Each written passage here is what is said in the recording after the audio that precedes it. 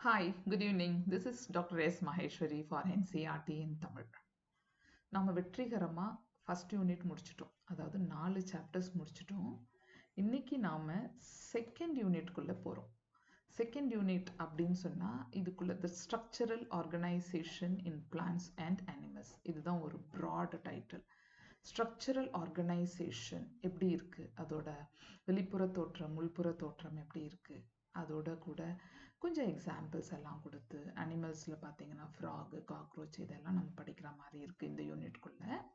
இந்த யூனிட்ல 3 சாப்டர் இருக்கு. மார்ஃபாலஜி ஆஃப் ஃப்ளவரிங் பிளான்ட்ஸ், அதாவது எக்ஸ்டர்னல் லுக். ஒரு ஃப்ளவரிங் பிளான்ட்ஸ்னா ஃப்ளவரிங் பிளான்ட்னா நம்ம root, stem, leaf, flowers, fruit, seed எல்லாத்தையும் படிக்கிறோம். Plus few families. இங்கே நமக்கு ஒரே ஒரு ஃபேமிலி தான் கொடுத்துருக்கு இந்த நியூ எடிஷனில். பட் நம்மளோட சிலபஸில் நிறைய ஃபேமிலிஸ் இருக்குது. நம்ம இப்போ உண்மையாலுமே டாபிக்குள்ளே போகும்போது நான் அதெல்லாம் உங்களுக்கு ரெஃபர் பண்ணுறேன். ஸோ அதெல்லாம் படிக்க போகிறோம் இங்கே. Next chapter, that is chapter 6ல் anatomy of flowering plants, full anatomy, root anatomy, stem anatomy, லீஃபோட anatomy, டிஷ்யூஸ், பேரன்கைமா, கோலன்கைமா அதெல்லாம் படிப்போம். சாப்டர் 7ல் ஸ்ட்ரக்சரல் ஆர்கனைசேஷன் இன் அனிமல்ஸ். இதில் சிலபஸ் பிரகாரம் பார்த்தீங்கன்னா அனிமல் டிஷ்யூஸும் இருக்குது, ஃப்ராகும் இருக்குது, காக்ரோச்சும் இருக்குது. ஸோ நம்ம புக்கில் சிலதெல்லாம் இன்க்ளூட் ஆகலை. அதுக்காக நம்ம பழைய புக்கை ரெஃபர் பண்ணி படிச்சுக்கலாம். So don't worry. ஸோ நம்ம இங்கே புது புக்கோடு கொஞ்சம் பழைய புக்கையும் ரெஃபர் பண்ணுற மாதிரி இருக்கும் அக்கார்டிங் டு த சிலபஸ் நம்ம நீட்டுக்கு. இதே போர்டு எக்ஸாமுக்கு படிக்கிறதா இருந்தால் இது மட்டுமே போதும்.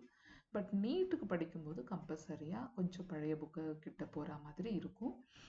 நான் உண்மையான சாப்டர்ஸ் ஆரம்பிக்கும் போது, தட் இஸ் இந்த மார்ஃபாலஜி ஆஃப் ஃப்ளவரிங் பிளான்ட்ஸ் ஆரம்பிக்கும் போது நான் ரெஃபர் பண்ணுறேன் உங்களுக்கு அதெல்லாம். இப்போ நம்ம இந்த வீடியோவில் நம்ம என்ன பார்க்க போகிறோம் அப்படின்னு பார்த்தீங்கன்னா, ஜஸ்ட் இந்த யூனிட்டோட இன்ட்ரடக்ஷன். இப்போ எல்லா யூனிட்டுக்கும் முன்னாடியும் ஒரு இன்ட்ரடக்ஷன் கொடுத்துருப்பாங்க நம்ம புக்கில். அப்புறம் அந்த யூனிட்டோட ஒரு இம்பார்ட்டன்ட் சயின்டிஸ்ட் கொடுத்துருப்பாங்க. அதை பற்றி மட்டும்தான் நம்ம இப்போ பார்க்க போகிறோம் இந்த வீடியோவில். ஃபஸ்ட்டு யூனிட்டில் மயர் பற்றி பார்த்தோம், டார்வின் ஆஃப் 20th century. இந்த யூனிட்டில் கேத்ரின் ஈசோ பற்றி பார்ப்போம். ப்ளஸ் இந்த யூனிட்டோட டிஸ்கிரிப்ஷன் போலாமா? Unit 2, structural organisation in plants and animals. ஒரு பிளான்ட்டுக்கும் அனிமலுக்கும் அதனுடைய ஸ்ட்ரக்சர் அது எப்படி அமைஞ்சிருக்கு அதுதான் இது. இப்போ பாருங்க, the description of the diverse forms of life on earth was made only by observation. So இப்போ டிஃப்ரெண்ட் ஃபார்ம்ஸ் இருக்குல்ல, லைஃப் ஃபார்ம்ஸ், பிளான்ட் ஆகட்டும், அனிமல் ஆகட்டும், எதுவாக இருந்தாலும் என்ன அப்சர்வ் பண்ணாங்களோ அதை பற்றி தான் டிஸ்கிரைப் பண்ணியிருப்பாங்க. இப்போ நாம் ஒரு காக்ரோச்சை பார்த்தோம்னா ப்ரௌன் கலராக இருக்குது, இல்லை ரெட் கலராக இருக்குது, அதுக்கப்புறம் அது நைட்டில் வெளியே வருது. இந்த மாதிரி அது நம்ம என்ன அப்சர்வ் பண்ணுறோமோ அதை கொடுக்குறோம். Through naked eyes are later through magnifying lenses and microscopes. So அந்த டிஸ்கிரிப்ஷன் எப்படி இருக்குன்னா, நம்ம நேக்கட் ஐ, நேர் கண்களால் பார்த்தது பின்னாடி வர வர மேக்னிஃபையிங் லென்ஸ், அதை மேக்னிஃபை பண்ணி பார்த்தது, லென்ஸால் மேக்னிஃபை பண்ணி பார்த்ததோ இல்லை மைக்ரோஸ்கோப்பில் வச்சு பார்த்ததோ, ஸோ இதெல்லாமே அப்சர்வ் பண்ண கேரக்டர்ஸ், அதை தான் நம்ம டிஸ்கிரைப் பண்ணுறோம். This description is mainly of gross structural features, both external and internal. அப்படின்னு பார்த்தீங்கன்னா இது ஒரு டிஸ்கிரிப்டிவ் ஃபார்ம் தான். நம்ம கேரக்டர்ஸை எல்லாம் சொல்லிக்கிட்டே இருக்கோம். என்ன, அதாவது என்ன ஸோ என்ன இருக்குது, இதுக்குள்ளே என்ன இருக்குது அப்படின்னு போயிட்டே இருக்குது. அது எப்படி ஒர்க் ஆகுது அதெல்லாம் நம்ம இப்போ பார்க்கல, டிஸ்கிரைப் பண்ணுறோம். இது இப்படி இருக்குது, எலிஃபெண்ட்னா எப்படி இருக்குது, புலினா கோடு இருக்குது, சிங்கம்னா ஹேர் இருக்குது முன்னாடி, இந்த மாதிரி ஒரு டிஸ்கிரிப்ஷன் அவ்வளோதான். Is mainly cross structural features, both external and internal, வெளிப்புறம் அண்ட் உள்புறம் இருக்கிறது. மார்ஃபாலஜி அண்ட் anatomy பற்றி தான் டிஸ்கிரைப் பண்ணிட்டு இருக்கோம். In addition, observable and perceivable living phenomena were also recorded as part of this description. இப்போ அப்சர்வபிள்னா நம்ம பார்த்தது, பெர்சீவபிள்னா நம்ம ஃபீல் பண்ணது. ஓகே, ஒரு லிவிங் ஃபினமினன்குள்ள, அதாவது ஒரு லிவிங் பீயிங்குள்ள என்னெல்லாம் நடக்குதுன்னு ரெக்கார்ட் பண்ணியிருக்கு. இது எல்லாமே டிஸ்கிரைப் பண்ணிகிட்டே இருக்கு, டிஸ்கிரைப் பண்ணிகிட்டே போயிட்டு இருக்காங்க. ஆனால் இதனால என்ன பெரிய யூஸ் இருக்கும் அப்படின்னு பின்னாடி யோசிக்கும் போது பாருங்க, before experimental biology R more specifically physiology, was established as a part of biology. இப்போ புரியுதா? பிஃபோர் எக்ஸ்பெரிமெண்ட், அதாவது ஒரு ஃபிசியாலஜின்னா அதனுடைய ஃபங்க்ஷன் எல்லாம் வரத்துக்கு முன்னாடி ஜென்ரலாக வெறும் டிஸ்கிரிப்டிவ் பயாலஜி தான். அதாவது நம்ம என்ன பார்த்தோமோ அந்த கேரக்டரை டிஸ்கிரைப் பண்ணியிருக்கு. அது அனாட்டமியாகவும் இருக்கலாம், இல்லை மார்ஃபாலஜியாகவும் இருக்கலாம். அப்படின்னு சொல்லும்போது நேச்சுரலிஸ்ட் டிஸ்கிரைப்ட் ஒன்லி பயாலஜி. அப்போ உங்களுக்கு அதில் டிவிஷன் எல்லாம் கொடுக்கல. இப்போ ஃபிசியாலஜி, அப்புறம் உங்களுக்கு மார்ஃபாலஜி, அனாட்டமி, அப்படிலாம் ஒரு பெரிய பெரிய பெரிய குரூப் போயிட்டுருக்குல்ல. மைக்ரோபயாலஜி, அதுக்கப்புறம் ஜெனட்டிக்ஸ், அப்படிலாம் நிறைய குரூப்ஸ் போயிட்டுருக்குல்ல. அப்படிலாம் இல்லை. ஜென்ரலாக it was just called it as naturalist describe only biology. இதுக்கு எக்ஸ்பெரிமெண்டல் பயாலஜிக்குள்ளெல்லாம் போகல. இப்படி hence biology remained as a natural history for a long time. So இது ஒரு கதை மாதிரி. ரொம்ப நாளாக பயாலஜிங்கிறது வந்து ஒரு கதை. நேச்சுரல் ஆர்கானிசம், தட் இஸ் இந்த உலகத்தில் இருக்கிற லிவிங் ஆர்கானிசமோட ஹிஸ்ட்ரியை பற்றி கதை கேட்ட மாதிரி நம்ம கேட்டுட்டு இருந்திருக்கோம் ரொம்ப நாளாக. ஆனால் the description by itself was amazing in terms of details. இந்த டிஸ்கிரிப்ஷனும் இவ்வளோ கஷ்டம் இல்லை. இப்போ இன்னைக்கு தேதிக்கு நிறைய அட்வான்ஸ்டு டெக்னாலஜிஸ் இருக்குது. நம்ம ரொம்ப அட்வான்ஸ்டாக மாலிகுலார் லெவலில் போயிட்டோம். ஓகே, ஹியூமன் ஜீனோம் ப்ராஜெக்ட்லாம் போகும்போது எங்கேயோ போயிட்டோம் நம்ம. ஆனால் முதல்ல வெறும் டிஸ்கிரைப் பண்ணிகிட்டே இருந்தாங்களா. அவ்வளோ மைன்யூட் டீட்டெயில்ஸ் எல்லாத்தையும் டிஸ்கிரைப் பண்ணியிருக்கும்போது அதை கேட்குறதே கொஞ்சம் அமேசிங்காக தான் இருக்குது. இன்னைக்கு டைமில் டாக்ஸானமி ரொம்ப ஓல்டஸ்ட்டு, அனாட்டமியா பரவாயில்ல அப்படிலாம் நமக்கு தோணினாலும், ஓகே, பிகாஸ் நம்ம மாலிகுலர் லெவல் வரைக்கும் போனதுனால நம்ம அப்படி கெத்தாக சொல்லிடுறோம், நாங்கள் இன்னைக்கு ரொம்ப அட்வான்ஸ்ட் ஆகிட்டோம். அப்போல்லாம் ஒன்றும் இல்லை, வெறும் நீங்கள் டிஸ்கிரைப் தானே. அந்த டிஸ்கிரிப்ஷனுக்கே எவ்வளோ டீட்டெயில்ஸ் தேவைப்பட்டிருக்கு, அது கொடுத்துருக்காங்க. ஸோ இதில் ஒரு அமேசிங் மேட்டர் தானே. While the initial reaction of a student could be boredom. நான் இப்போ சொல்லிட்டு இருந்தேன்ல, டாக்ஸானமி, மார்ஃபாலஜி எல்லாம் போராக இருக்குது, என்ன இருக்குது, இதெல்லாம் பண்ணி என்ன பண்ண போகிறோம்? ஒரு பிளான்ட் நேமை தெரிஞ்சு என்ன பண்ண போகிறோம்? ஒரு அனிமல் நேமை தெரிஞ்சு என்ன பண்ண போகிறோம்? ஏன் அதை கிளாசிஃபிகேஷன் எல்லாம் படிக்கணும்? அப்படியெல்லாம் ஒரு போர்டமாக ஃபீல் பண்ணினாலும் one should keep in mind that the detailed description was utilized in the later day reductionist biology, where living processes drew more attention from scientists than the description of life forms and their structure. இது அப்படி நான் உங்களுக்கு சொல்கிறேன். இப்போ இனிஷியலாக போர் ஆனாலும் ஒவ்வொருத்தரும் மைண்டில் வச்சுக்கணும், இந்த descriptions are very very important and used for reductionist biology. Reductionist பயாலஜினா என்ன அப்படின்னா ஃபிசிக்கோ கெமிக்கல்ஸ் பற்றி படிக்கிறது. இந்த ரிடக்ஷனிஸ்ட் பயாலஜியோட டிஸ்கிரிப்ஷன், தட் இஸ் இது 3rd யூனிட்டு. இங்கே பாருங்கள், இதில் இருக்கும்.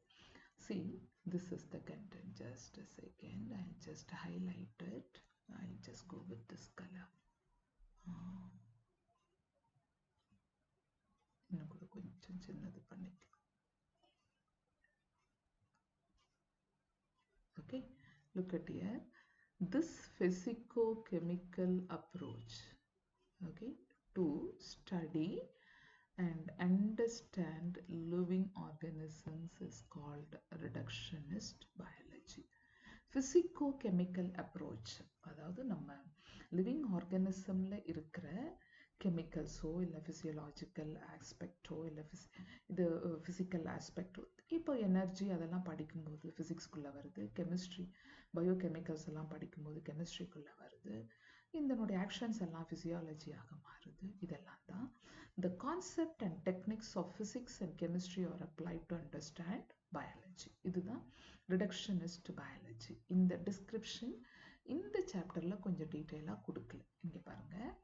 Hence, the description here, where initial reaction of a student could be boredom, one should keep in mind that the detailed description was utilized in the later day reductionist biology, where living processes drew more attention from scientists than the description of life forms and their structure.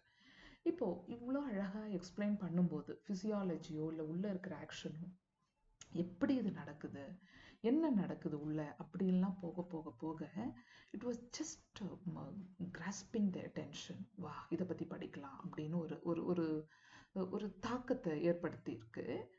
இது எதை விடனா நம்ம டிஸ்கிரிப்ஷனை படிக்கிறத விட இன்னும் ஒரு கியூரியாசிட்டியை create பண்ணியிருக்கு படிக்கிறவங்களுக்கு. அதுதான் இந்த concept. Hence, this description became meaningful and helpful in framing research questions in physiology or evolutionary biology. So இந்த டிஸ்கிரிப்ஷன் எல்லாம் ஃபிசியாலஜியோ இல்லை எவல்யூஷனரி பயாலஜியோ படிக்கும்போது ரொம்பவே யூஸ்ஃபுல்லாக இருக்குது. அதுதான் இங்கே சொல்கிறாங்க.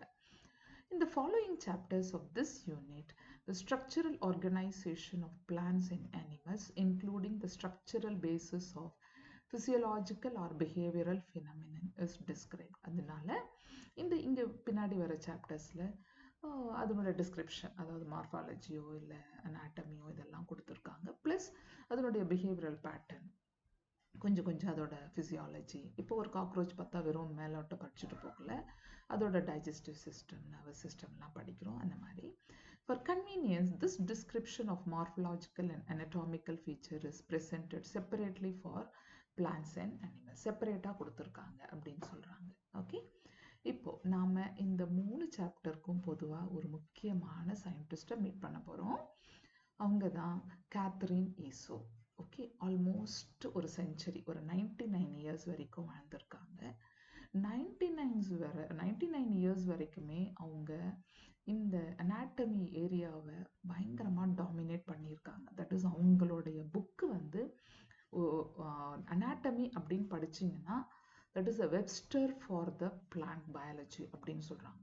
வெப்ஸ்டர்னா டிக்ஷனரி, அந்த மாதிரி ஒரு encyclopedia, very beautifully described about many things. So நம்ம அவங்கள பற்றி இப்போ பார்ப்போம். Catherine Issou was born in Ukraine in 1898. She studied, இந்த இயர்லாம் பார்த்துக்கோங்க.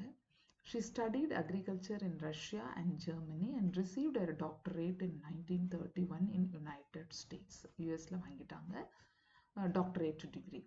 She reported in her early publications that the curly top virus spreads through a plant via the food conducting or phloem tissue. அவங்க தான் இந்த curly top virus இருக்கு இல்லையா, அது phloem வழியாக தான் ஸ்ப்ரெட் ஆகுது. phloem தான், அதாவது vascular tissueல phloem conduct food, prepared food from leaf to root tip. இவங்க அதை ஃபர்ஸ்ட் ரிப்போர்ட் பண்ணாங்க.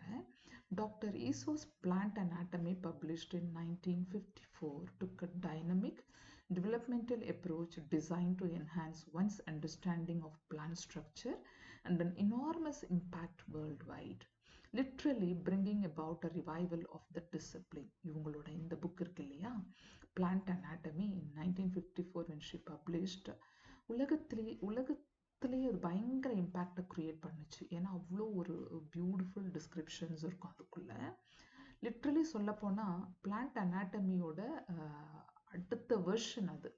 அதாவது பிளான்ட் அனாட்டமினா அந்த புக்கு தான் அப்படின்னு உலகத்தையே திரும்பி பார்க்க வச்ச ஒரு புக்கு இது. ஃபர்ஸ்ட்டு அவங்க பப்ளிஷ் பண்ணது. அடுத்த புக்கு இங்கே பாருங்கள், 1960, another 6 இயர்ஸில் second book, The Anatomy of Seed Plants. Seed plants na gymnosperm and angiosperms by Catherine Issou was published in 1960. It was referred to as Webster's of Plant Biology. முதல்ல சொன்னேன் இல்லையா, அவ்வளோ யார் வேணால் அதை ரெஃபர் பண்ணிக்கலாம். சீட் பிளான்ட்டில் என்ன ஒரு மைன்யூட் டீட்டெயில் வேணும்னாலும் you can just refer Catherine Issou's Anatomy of Seed Plants. அதனால தான் இந்த Webster's of Plant Biology அப்படின்னு சொல்கிறாங்க. எல்லா டீட்டெயிலும் இருக்கிறதுனால encyclopedia. In 1957, she was elected to the National Academy of Sciences, ரொம்ப பெரிய honor, becoming the 6th woman to receive that honor. So உலகத்திலே இந்த 6th women, அந்த அளவுக்கு ரொம்ப ஒரு special honor. In addition to this prestigious award, she received the National Medal of Science from President George Bush in 1989. இவ்வளோ பெரிய honour கிடைச்சிருக்கு பாருங்க. National medal of science from George Bush கிட்ட இருந்து வாங்கியிருக்காங்க. 1989, US President, former US President. When Catherine Issou died in the year 1997, Peter Raven, Director of Anatomy and Morphology, ரொம்ப பெரியவர், ரொம்ப பெரிய ஆள். ஏன்னா director of Anatomy and Morphology, Missouri botanical garden, ரொம்ப பெரிய ஒரு பொட்டானிக்கல் கார்டனோட டைரக்டர்னா என்ன ஒரு போஸ்ட். அவர் எப்படி இவங்களை யோசிச்சிருக்காருன்னா, remember that she absolutely dominated the field of plant biology even at the age of 99. அப்படி சொல்றாரு. அவங்கள ரீகலெக்ட் பண்ணும்போது 99 இயர்ஸ் வரைக்கும் அவங்க தான் டாமினேட் பண்ணிட்டு இருந்தாங்க இந்த பிளான்ட் பயாலஜியில், எஸ்பெஷலி அனாட்டமி ஏரியாவை அப்படின்னு அவர் சொல்றாரு, பீட்டர் ரேவன். ஓகே, ஸோ இவங்களோட life time between 1898 to 1997, 99 years வரைக்கும் இருந்திருக்காங்க.